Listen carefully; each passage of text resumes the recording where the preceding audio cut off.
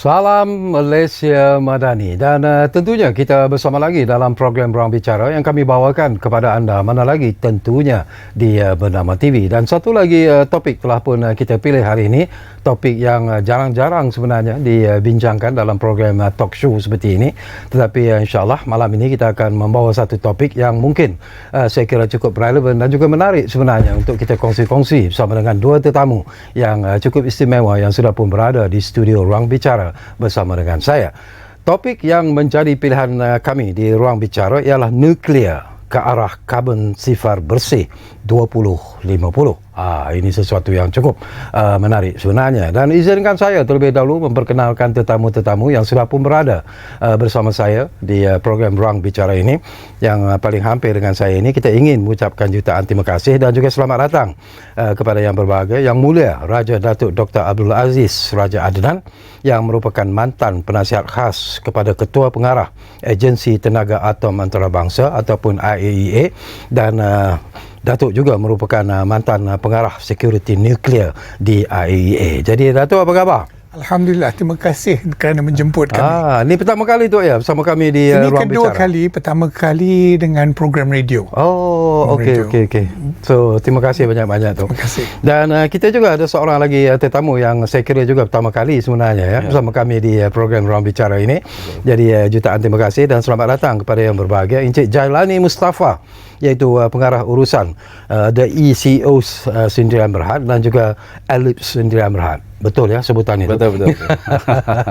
Jadi terima kasih banyak-banyak saudara Jailani ya. Terima kasih.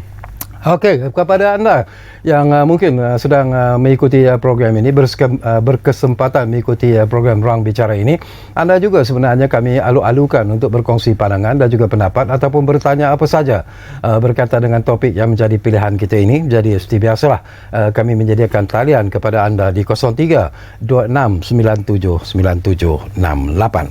Baik, saya ingin mulakan sembang-sembang inilah terlebih dahulu bersama dengan Yang Mulia Raja Datuk Dr. Abdul Aziz. Ini mungkin sesuatu yang penting dan menarik sebenarnya, tetapi kita kena terima satu hakikat lah tu ya. Bila kita sebut tentang tenaga nuklear, ianya seolah-olah menjadi semacam stigma sebenarnya di kalangan masyarakat rakyat seluruh dunia lah. Mereka mungkin mengingati apa yang berlaku di Hiroshima, di Nagasaki. Itu menjadi satu perkara yang sentiasa bermain dalam pemikiran mereka bila kita bercakap tentang nuklear itu sendiri. Dan nuklear itu mereka kaitkan dengan kemusnahan. Tetapi mungkin Yang Mulia Raja Datuk ada pandangan yang tersendiri tu. Betul tu Tuan. Apabila tenaga nuklear diperkenalkan kepada kita, ialah melalui ledakan bom atom di Hiroshima dan Nagasaki. Dan kepada orang-orang yang tua seperti kita ni, kita ingat semuanya kemusnahan. Memang betul, nuklear ni ada dua guna ya, guna. Satu untuk kemusnahan dan satu lagi untuk kegunaan keamanan dan untuk faedah kita. Dan yang kita akan bincangkan hari ini ialah mengenai kebaikannya, menjanakan kuasa elektrik di dalam perubatan, di dalam pertanian dan sebagainya. Ini yang tapi sensitifnya tenaga nuklear ni ialah kerana dia dui guna. Jadi kita kena kawal gunaannya, dan ini memerlukan agensi tenaga atom antarabangsa untuk memantau supaya tidak ada yang menggunakan teknologi ini untuk kemusnahan umpamanya. Memang betul, stigma ni memang susah untuk penerimaan awam. Tapi bila perkara ini dibincangkan dan dibangkitkan juga, apakah pada pandangan Datuk sendirilah bahawa negara kita sebenarnya juga sudah bersedia sebenarnya untuk beralih ke arah itu sebenarnya, ke arah menggunakan tenaga nuklear seperti apa yang kita inginkan sebenarnya? Permasalahan yang kita hadapi sekarang ialah perubahan iklim. Dan ini yang menyebabkan ketidaktentuan iklim kita. Hujan pada bulan Julai dulu, masa saya kecil-kecil lagi dulu, Julai ni adalah untuk main bola, tak hujan. Betul. Dan hujannya selalu Disember dan sebagainya. Jadi perubahan iklim, cuaca bertambah panas. Jadi bila cuaca bertambah panas, bagi sebagai contoh ya, mungkin di tanah tinggi, tanah tinggi yang sejuk, dia tidak ada nyamuk sebenarnya. Tapi bila tingginya cuaca. Jadi nyamuk tu migrate ke atas. Jadi penyakit adalah satu permasalahan. Jadi yang perubahan iklim ni telah menyebabkan sebenarnya kematian lebih kurang 1 juta orang setiap tahun. Jadi komuniti global ni sedang melihat bagaimana kita boleh menangani kenaikan suhu yang tidak lebih daripada 1.5 degree Celsius. Kalau lebih daripada itu, maka kita akan mempunyai masalah-masalah lain. Hidup di dalam laut akan mati, banyak benda-benda, air akan naik, umpamanya lowlands, orang kata tanah rendah yang ada di Kedah dan ada di Perak dan sebagainya akan ditenggelami air kerana air batu yang ada di kutub utara dan selatan dia mula cair dan paras. Laut ni bertambah tinggi. So dia punya it's real, perubahan iklim ni adalah satu yang benar. Jadi kita kena, itu yang COP28 yang bertemu di Dubai baru-baru ni telah pun bersetuju supaya kita membuat usaha untuk menangani perubahan iklim yang mendadak. Mungkin kita juga nak dapat pandangan Jalani lah dalam isu ini, Jalani ya. Saya tak tahulah, mungkin dari segi kajian, dari segi pengetahuan, dari segi apa yang anda lihat dan apa dengar dan juga baca barangkali, bagaimana pandangan anda? Apakah sebenarnya kita memerlukan peralihan ke tenaga nuklear itu sebenarnya? Okey. Sebelum kita berbicara tentang nuklear, kerana topik malam ini juga mengenai sasaran net zero kan, 2050. Tadi Datuk membuat argument climate change. Itu saya menurut saya satu argument saintifik. Dan banyak juga orang-orang yang bijak pandai di dunia yang tidak percaya pada teori itu. Malah mereka mengatakan karbon itu adalah satu yang positif. Tapi tidak walaupun apa pun pandangan kita, yang pentingnya masyarakat dunia telah menetapkan yang net zero itu adalah satu yang harus diikuti oleh semua negara. Jadi itu yang menjadi menjadi fokus kita. Apakah implikasi kalau negara tidak dapat mencapai Net zero. Tidak mendapat mencapai itulah matlamat net zero itu. Kerana seperti yang kita tahu, banyak institusi dunia termasuk institusi perbankan telah menetapkan akan membuatkan susah untuk syarikat-syarikat yang tidak mempunyai program-program climate change ini. Jadi mereka akan susah mendapat dana dan sebagainya, dan dari itu akan menyebabkan kos syarikat mereka akan naik. Dan dalam aspek customer, mungkin produk-produk mereka juga akan diimpos seperti cukai karbon atau even mungkin diboykot. Itu akan mendatangkan dampak ekonomi yang sangat signifikan actually. Itu yang menjadi fokus saya sebenarnya. Apakah Malaysia bersedia dan di manakah apakah kita akan mencapai tujuan itu, dan di manakah fungsi nuklear dalam dalam hal tuju itu. Okey, kita akan lebih mendalam selepas ini sebenarnya. Tapi barangkali Datuk, kita juga ingin tahu lah, ini juga merupakan isu yang cukup penting sebenarnya. Ini tentang sasaran pelepasan sifar bersih menjelang 2050 dan signifikannya kepada dunia itu. Boleh kita kongsi bersama dengan Datuk? Jadi dulu kita menggunakan batu arang dan juga minyak untuk menjanakan elektrik dan sebagainya.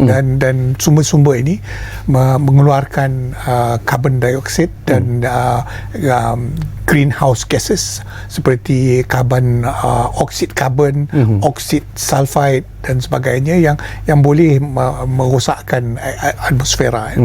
Yang itu yang penting. Jadi kita memerlukan satu sumber yang rendah pengeluaran karbonnya dan GHG gases. Yang salah satunya ialah seperti, jadi kita kena buang batu arang tu, sumber yang memusnahkan. Oil and gas ni pun sama juga. Tetapi kalau kita lihat, orang prefer solar kerana dia tidak mengeluarkan carbon dioxide. Betul. Tapi masalahnya dengan solar ni dia ada batas-batasnya. Batasan dia yang ada masalah. Sama macam teknologi lain, termasuklah nuklear. Dia pun ada. Jadi dia mesti saling ada untuk bantu-membantu. Kalau solar ini kalau kita lihat dia, kalau kita ada solar panel atas rumah, kita masih gunakan TNB untuk kita punya elektrik. Tak boleh kita nak cabut wayar TNB itu. Kerana tak boleh. Dia tidak boleh menampung keperluan kita. Sama juga solar ni tak boleh menampung keperluan negara. Jadi kita perlu satu sumber yang begitu besar seperti nuklear yang rendah di dalam karbon untuk menampung dan supaya renewable energy ataupun tenaga mudah baru mudah baru boleh baru tenaga renewable energy boleh baru yang baik. Jadi dia kena complement each other. Nanti saya mungkin saya akan dia very technical. Saya tak mau masuk technical sekarang ni kerana grid kita pun, kalau kita mempunyai solar, dia tidak boleh menampung hanya solar saja. Ini yang masalah. Tapi dalam bahasa yang mungkin jauh lebih mudah lah supaya difahami oleh penonton kita yang sedang mengikuti program ini. Bagaimana Datuk begitu yakin bahawa peranan kuasa nuklear ini mampu sebenarnya untuk menyokong negara mencapai sasaran karbon sifar bersih 2050 ini? Kita menggunakan batu arang dan minyak tu kerana dia punya energy intensity tu begitu tinggi. Jadi kita punya infrastruktur grid atau grid penyebaran elektrik dan sebagainya adalah berdasarkan satu sumber penjanaan elektrik yang stabil, tinggi dan mampan. Jadi bila kita masukkan solar ni penjanaan elektrik dia terputus-putus. Kalau tak ada matahari, dia takkan, bila malam tak boleh, tak ada. Jadi dia punya bekalan tu putus-putus. Jadi kita kena tampung dia daripada dengan menggunakan satu sumber. Dan nuklear ni adalah satu sumber yang boleh untuk menggantikan solar dan nuklear, mungkin boleh menggantikan batu arang. Batu arang sekarang ni lebih kurang 52% daripada penjanaan elektrik kita sekarang ni. Jadi lebih kurang 10 gigawatt besar tu. Kita antara yang paling tinggi penjanaan elektrik dan penggunaan elektrik di dalam rantau ini. Mungkin dalam ini juga ingin berkongsi pandangan dan juga pendapat lah daripada apa yang disebut oleh Datuk Dr. Abdul Aziz sebentar tadi. Ini terutamanya bila kita bercakap tentang potensi nuklear berbanding dengan tenaga boleh baru. Tadi pun kita sebut tentang TBB itu sendiri.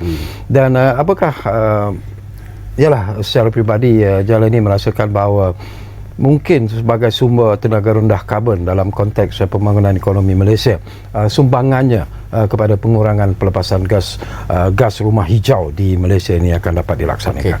Saya secara peribadi nuklear ini menurut saya adalah seperti, kalau dalam bahasa Inggerisnya, elephant in the room. Ialah satu solusi yang sangat jelas yang seharusnya diambil kira untuk kita membuat satu plan untuk mencapai net zero sebenarnya. Cuma saya tidak tahu apa yang telah terjadi dalam 5 tahun yang kebelakang, tetapi negara kita telah melakukan banyak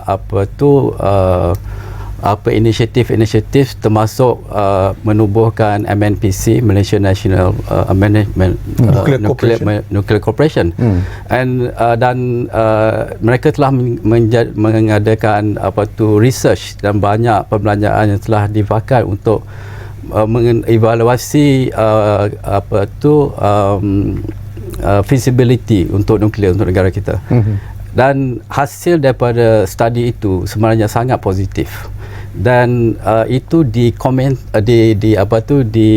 disebut di dalam laporan ketua audit, mengatakan mensarankan agar kerajaan melihat mengkaji semula laporan yang telah dilakukan oleh MNPC. Malangnya MNPC telah ditutup kan, dengan dalam tahun 2018. Tapi laporan itu masih ada, dan Ketua Audit Negara mensarankan agar kerajaan mengambil mempertimbangkan rekomendasi yang ada di laporan itu. Kalau boleh saya mencelah, silakan. Malaysian Nuclear Power Corporation ni telah mengkaji kewajaran nuklear, kuasa nuklear. Dan semasa itu saya bekerja di Atomic Energy Agency, dan kita Malaysia telah menjalankan satu misi untuk melihatkan prasarana Malaysia jika boleh menjalankan atau menubuhkan atau membangunkan kuasa nuklear. Kita adalah di antara negara yang begitu baik dan begitu bersedia, lebih bersedia daripada Bangladesh. Sekarang Bangladesh adalah lebih ke depan daripada kita, lebih bersedia daripada Turki. Turki sekarang ni telah pun membina nuclear powernya. Sekarang ni Egypt pun, tapi negara-negara ini adalah belakang Malaysia pada 2018 tu. Jadi jadi kita kena lihat kembali apakah kita bukan start daripada sifar. Malaysia bukan start daripada sifar. Mungkin kita ada teknologi baru yang telah ada ini. Selepas itu juga banyak perkara-perkara yang baru dan ciri-ciri yang baru yang telah masuk ke dalam kuasa nuklear ini yang lebih baik untuk kita mengambil kira. Berbekalkan pengalaman yang ada kepada Datuk sendirilah, ada juga pandangan dan juga pendapat yang melontarkan mengatakan bahawa yang lebih penting di sini adalah aspek keselamatan dan kesihatan orang awam. Dan bagaimana Datuk sendiri melihat bahawa ianya dari segi jaminan dan juga pelaksanaan program kuasa nuklear di Malaysia ini dan juga di rantau ini secara amnya, apakah masalah ataupun isu menjamin tentang keselamatan dan kesihatan orang awam itu sentiasa diberi perhatian yang serius sebenarnya? Teknologi nuklear, kuasa nuklear ini adalah satu-satunya teknologi yang dipantau oleh komuniti antarabangsa. Dia bukan macam teknologi lain seperti gas, batu arang dan sebagainya. Kerana satu, dia mempunyai daya untuk mengeluarkan senjata. Keduanya, kerana keselamatan, aspek keselamatannya boleh merentasi sempadan. Itu yang penting. Dan ketiganya liability. Apabila sesuatu berlaku, maka jiran-jiran atau orang-orang yang ada di dalam negara itu sepatutnya diberi compensation.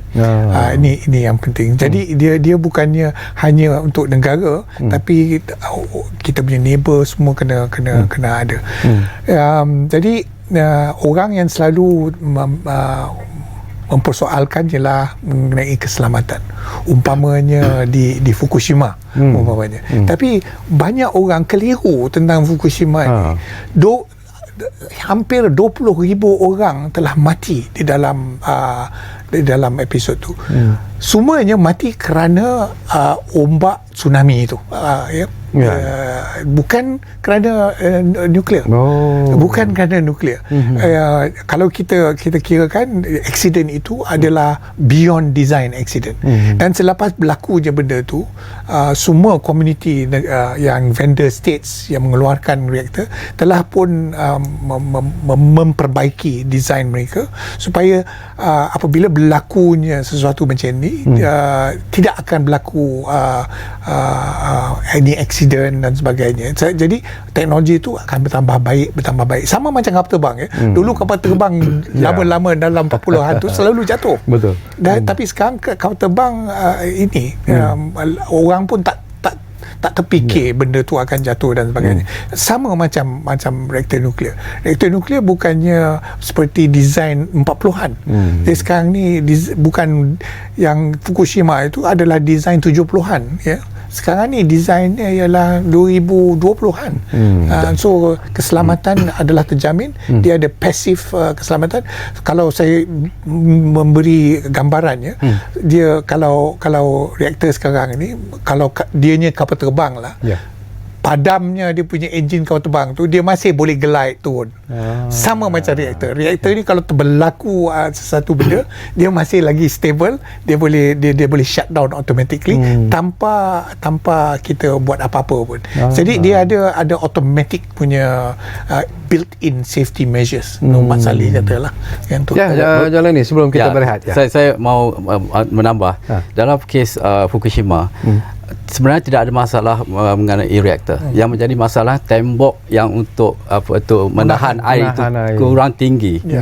Jadi tidak ada kena-mengena dengan reaktor kerana tembok itu kurang tinggi. Jadi lessons learned dari peristiwa itu, jadi kalau orang buat facility, dia akan meninggikan tembok, bukannya membaiki teknologi reaktor itu. Teknologi bagus.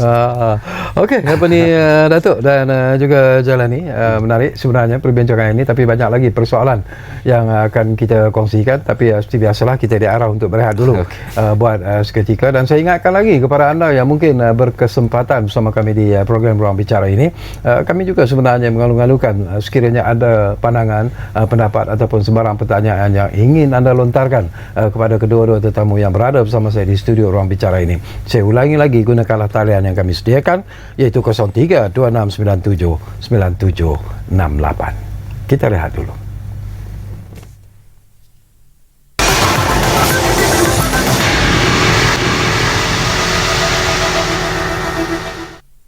Okey, kita kembali semula ke program Ruang Bicara ini. Masih lagi bercakap tentang topik yang cukup bagi saya penting dan menarik sebenarnya, iaitu nuklear ke arah karbon sifar bersih 2050. Dan tentunya kita masih lagi bersama dengan dua tetamu yang mulia, Raja Datuk Dr. Abdul Aziz Suraja Adnan dan juga Saudara Jailani Mustafa yang berada bersama saya di studio Ruang Bicara ini. Baik, saya difahamkan kita dah pun ada pemanggil di talian sekarang ini. Arif, kalau tak silap saya, dari Kuala Lumpur sudah pun ada di talian kita. Assalamualaikum Arif.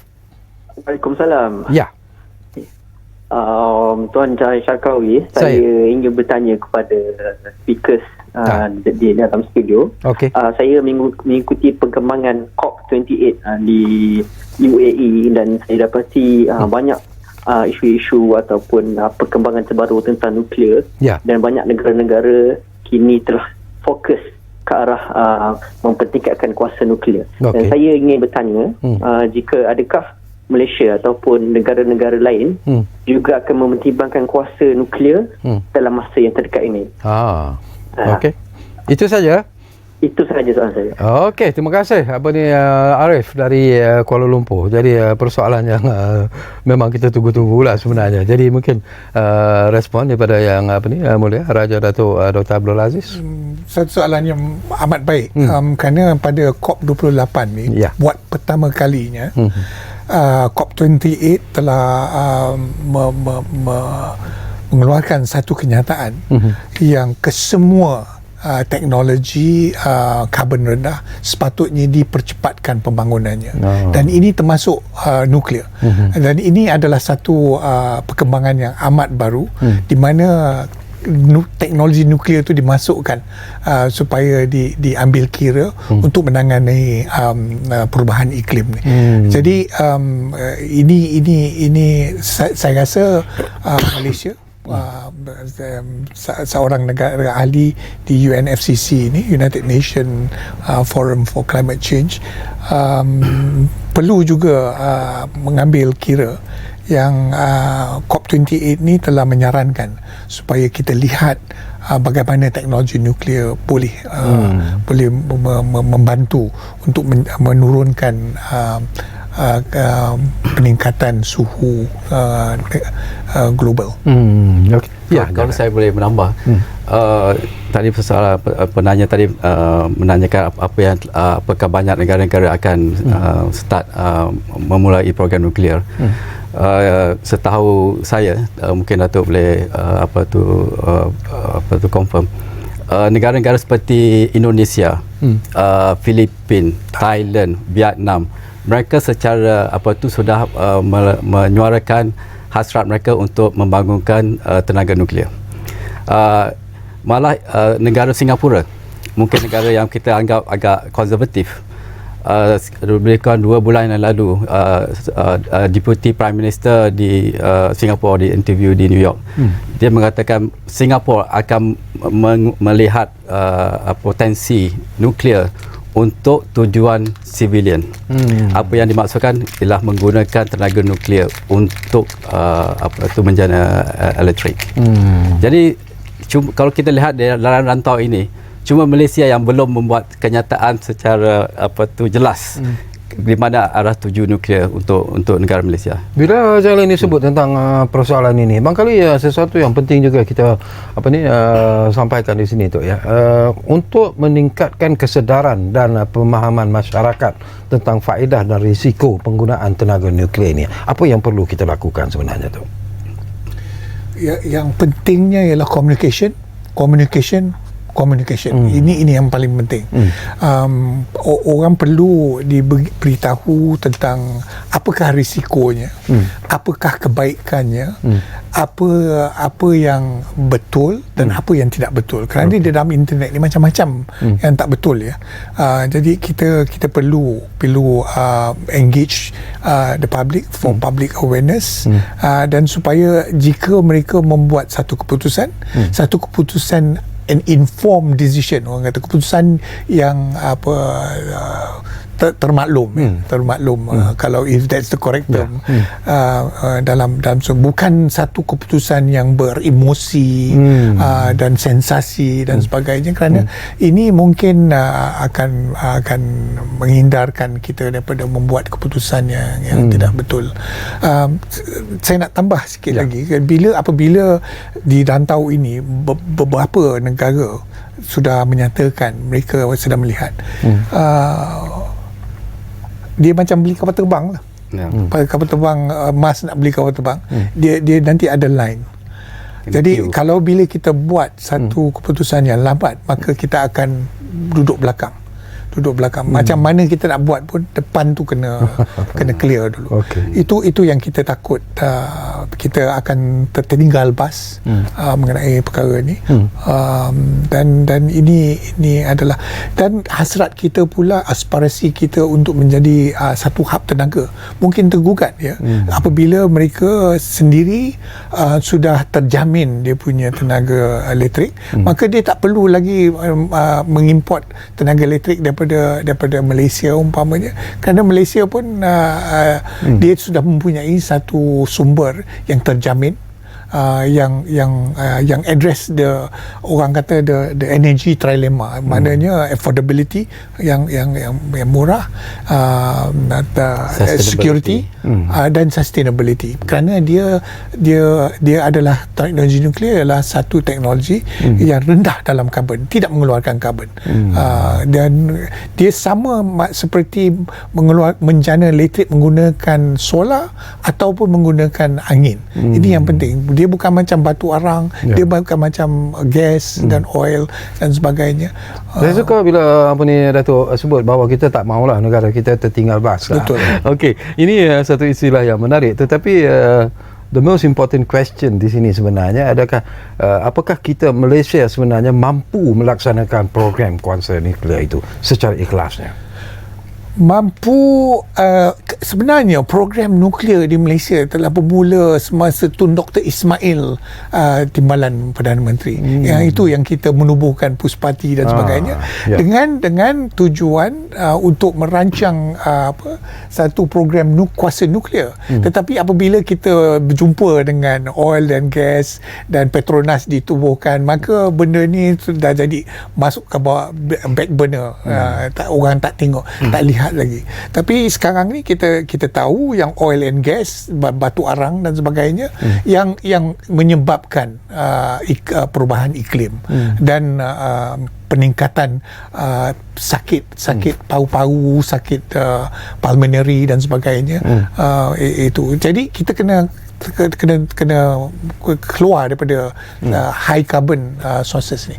So kita coming back to MNPC tu, masa kita MNPC tu, dia telah menyarankan beberapa peningkatan umpamanya di Universiti Teknologi Malaysia, dia telah bermula satu kursus ijazah sarjana muda nuclear engineering.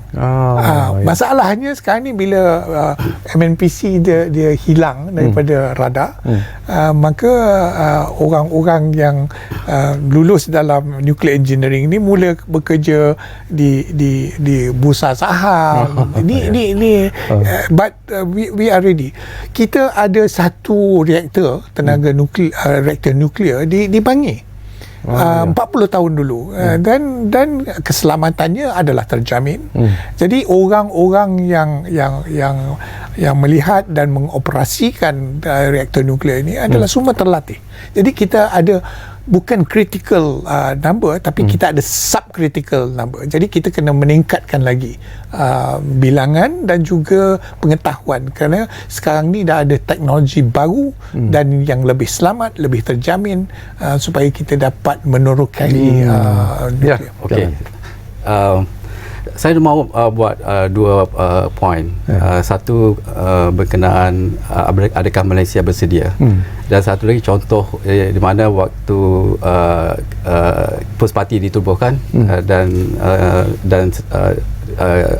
gas dan minyak ditemui dengan perubahan Petronas, jadi itu telah menjadi fokus negara. Saya merasakan contoh yang kita harus ambil adalah seperti negara Perancis. Negara Perancis mempunyai syarikat minyak yang one of the top 5 in the world, Total Energies. Tapi dalam masa yang sama, industri nuklear mereka adalah paling advance. 70% dari elektrik domestik di Perancis adalah datang dari sumber tenaga nuklear. Jadi tenaga nuklear dan bisnes minyak dan gas itu bukanlah satu yang go against each other. Dia boleh coexist seperti yang kita telah lihat dilakukan dengan jaya di Perancis. Saya juga mau komen sebab question of is Malaysia ready? Saya merasakan Malaysia punya banyak kepakaran pakar-pakar saintis engineering nuklear, termasuk Datuk sendiri. Datuk was the deputy to the Director General of IEA, orang nombor 2 di IEA. Dan saya juga punya pengalaman sebagai syarikat Malaysia Ellipse yang bergerak dalam keselamatan radiasi. Kami pernah mengikuti satu tender untuk mengevaluasi pencemaran radiasi di industri minyak di Kuwait, the whole country. Di dalam tender itu yang masuk itu company dari Perancis, company dari Jerman, company dari Amerika dan sebagainya. Kami ada satu-satunya company dari Malaysia yang kami memenangi itu tender itu. What is the message? That means we can do it. Malaysia mempunyai expertise dan kita boleh menandingi negara-negara yang hebat-hebat ni. Okey. Saya nak kembali semula kepada Datuk lah. Tadi pun Datuk sebut we don't want to miss the bus sebenarnya. Dan kalau kita dengar daripada apa yang disebut oleh pemanggil kita tadi, kalau negara-negara jiran kita seperti Filipina, Indonesia dan juga Thailand memilih untuk mengkaji semula peranan kuasa nuklear mereka. Jadi apa yang akan kesannya sebenarnya kalaulah kita tidak sama-sama terlibat dalam usaha ini sebenarnya tu, dalam program ini? What will happen to us? Ya. Kita akan bergantung hanya kepada tenaga yang sedia ada, renewable daripada solar yang tidak tentu hala, yang terputus-putus, maka kita akan memerlukan pengimportan elektrik daripada negara jiran. Pergantungan pada gas yang untuk base load kan. Itu juga satu masalah lagi. Kerana nuklear ni if you look beyond the net zero, itu persoalan keselamatan energi. Adakah kita akan tergantung kepada sumber-sumber dari luar untuk menjana elektrik, ataupun kita akan menjana elektrik tu dengan tanpa tergantung kepada negara-negara lain. Dan satu-satunya tenaga yang boleh menjamin keselamatan tenaga adalah tenaga nuklear. Betul. Kita banyak kita punya ambition negara ni untuk menjadi hub kepada data center. Data center ni kita ingat dia tak memerlukan elektrik. 8 data center ni memerlukan 2000 megawatt elektrik sebenarnya. 2000 megawatt ni besar sebenarnya.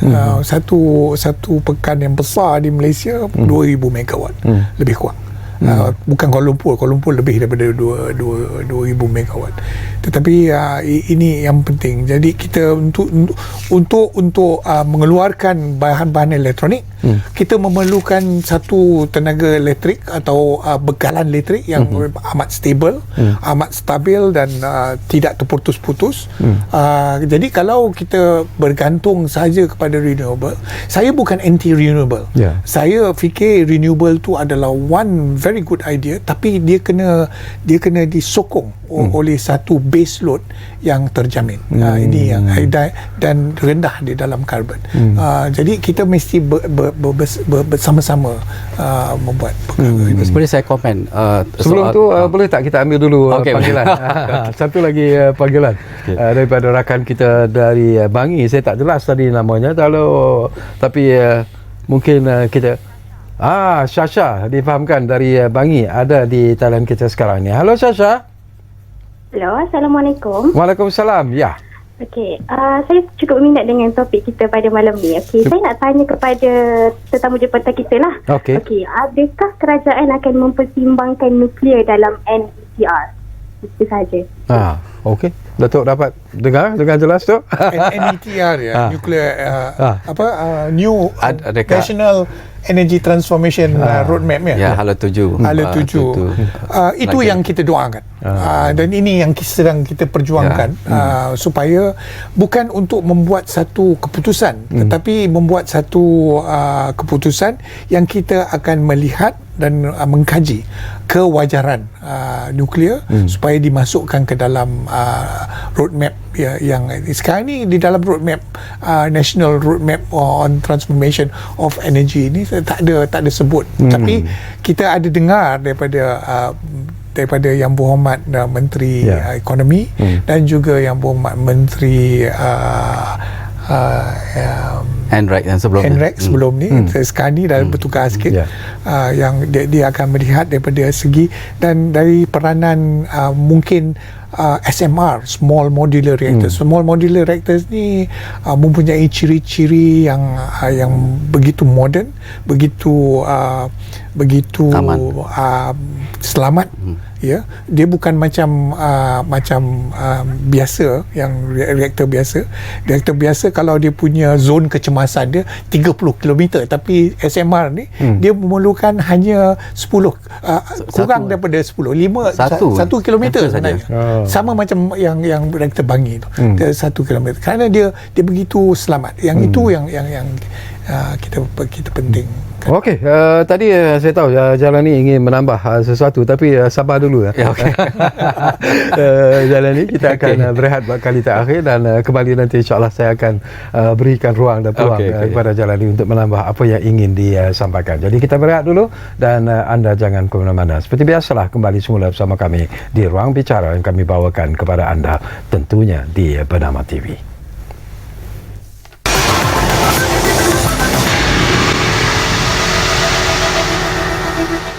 Baiklah, kami cukup berterima kasih kalau anda masih lagi menumpukan perhatian bersama kami di program Ruang Bicara ini. Dan kita hampir-hampir di penghujung sebenarnya. Tak banyak lagi masa yang tinggal, tapi tadi maafkan saya Jalan ni. Anda ingin mencelah sebenarnya untuk berkongsi pandangan tentang apa yang dibangkitkan sebentar tadi. Jadi peluang ini saya berikan kepada anda sekarang. Terima kasih. Jadi pertanyaan tadi, apakah akan terjadi kepada Malaysia kalau negara-negara lain menggunakan nuklear untuk menjana elektrik? Saya sebagai analoginya seperti kita masih membawa basikal dan teman-teman kita sudah membawa kereta.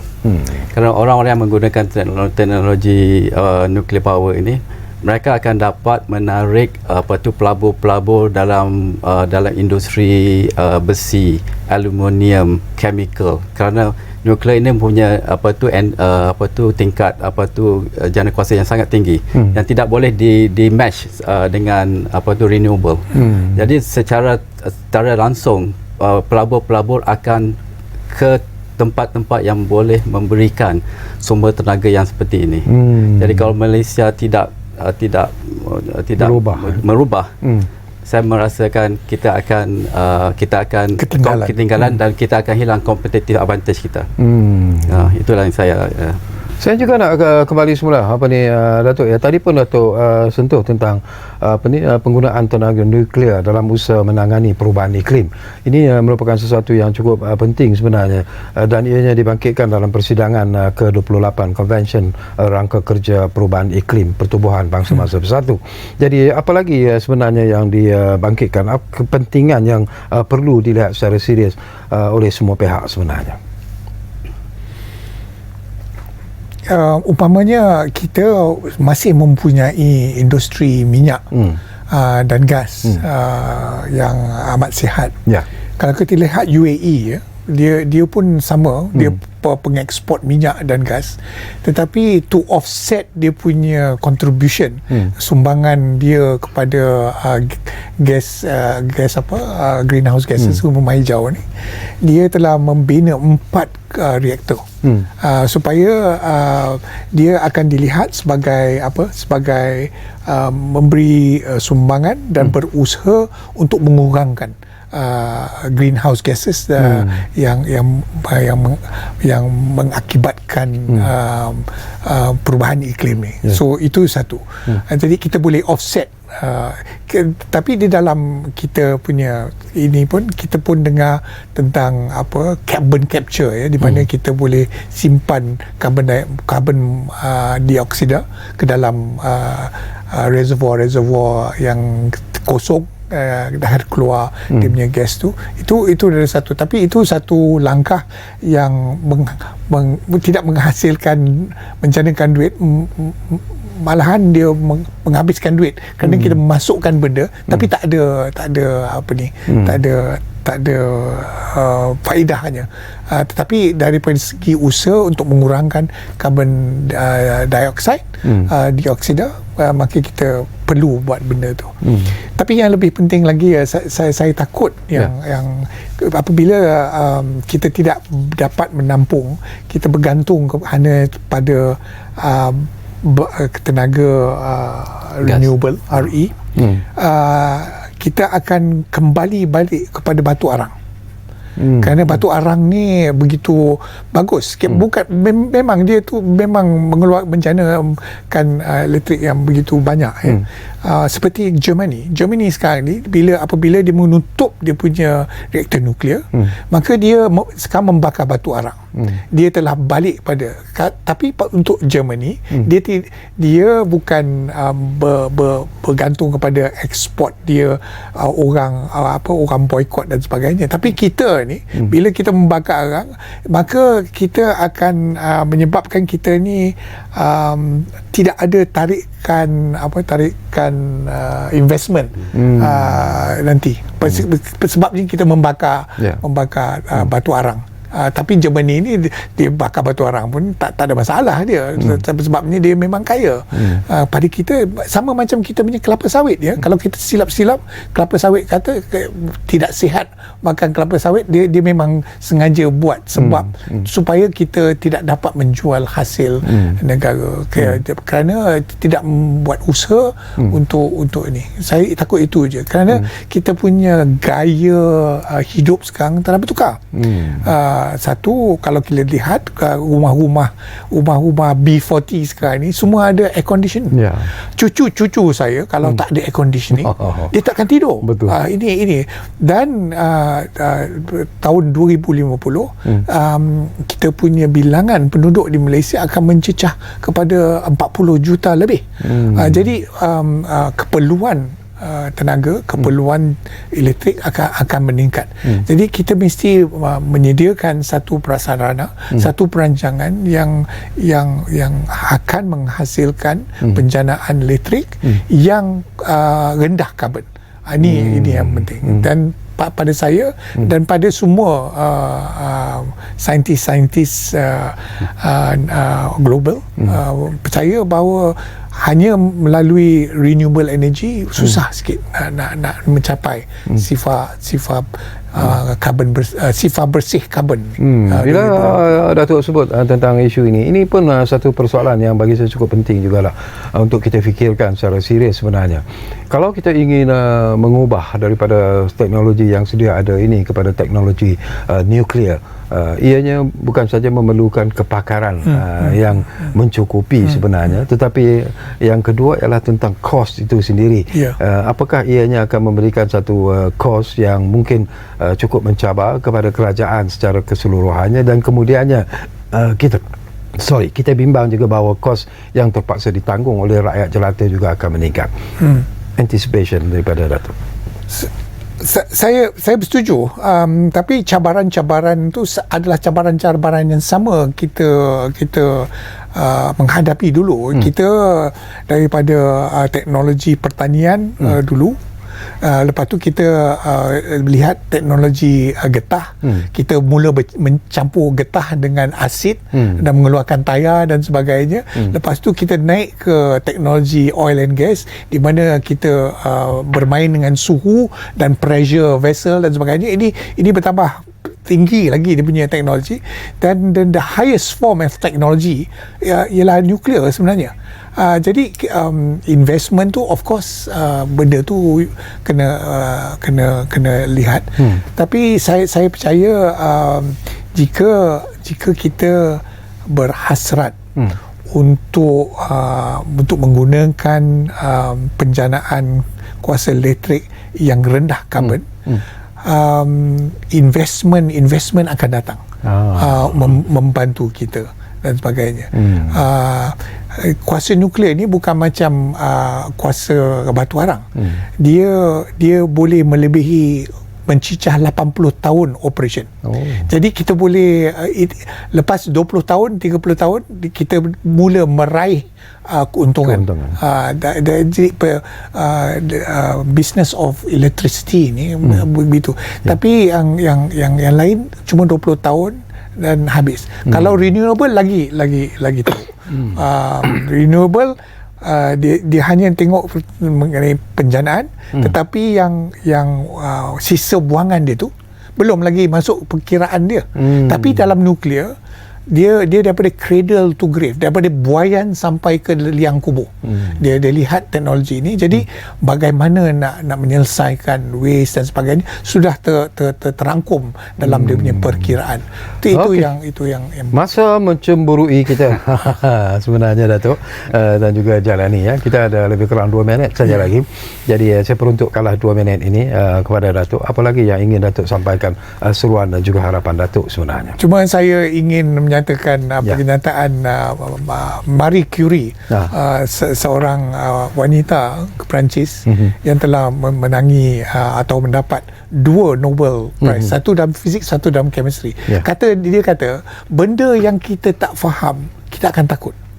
Tetapi bila kita faham benda tu, kita tak akan takut. Ini yang saya kata communication. Jadi jangan takut pada nuklear ni, kerana dengan api pun memang bahaya. So ini sama aja. Tapi keyakinan Datuk sendiri ke arah karbon sifar bersih 2050, apakah itu akan dapat kita capai? Dapat tercapai dengan balance mix, orang kata. Bukan saja bergantung kepada renewable energy, tetapi kepada teknologi nuklear dan lain-lain. Angin memang tak boleh. Tenaga angin memang tak boleh. Di dalam rantau kita ni memang angin tak boleh bencanakan elektrik. Tapi yang tu kita boleh mencapai itu, dan kita akan ada daya penarikan investment jika kita menunjukkan kita berusaha untuk mencapai sifar bersih karbon 2050. Okey, jutaan terima kasih kepada Yang Mulia Raja Datuk Dr. Abdul Aziz Raja Danan, dan juga kepada saudara Jalani Mustafa kerana sudi bersama kita di program Ruang Bicara ini. Ini topik yang bukan mudah sebenarnya, terutamanya untuk memberi kefahaman kepada rakyat jelata khususnya, kerana bila kita bercakap tentang beralih kepada kuasa nuklear itu sendiri, ianya memerlukan satu penerangan yang mungkin dalam bahasa yang mudah untuk difahami oleh rakyat biasa. Tetapi insya-Allah dari masa ke semasa kita akan membawa isu ini ke pengetahuan penonton-penonton kami di program Ruang Bicara ini, kerana kami percaya inilah antara salah satu cara sebenarnya untuk memberi kefahaman dan juga memberi cahaya sebenarnya supaya mereka tahu apa yang kita maksudkan dengan penggunaan kuasa nuklear itu sendiri. Jadi terima kasih kepada anda yang menumpukan perhatian bersama kami di program Ruang Bicara ini, dan seperti yang selalu kami janjikan kepada anda, Ruang Bicara akan terus berbicara bersama anda dari masa ke semasa. Kita jumpa lagi.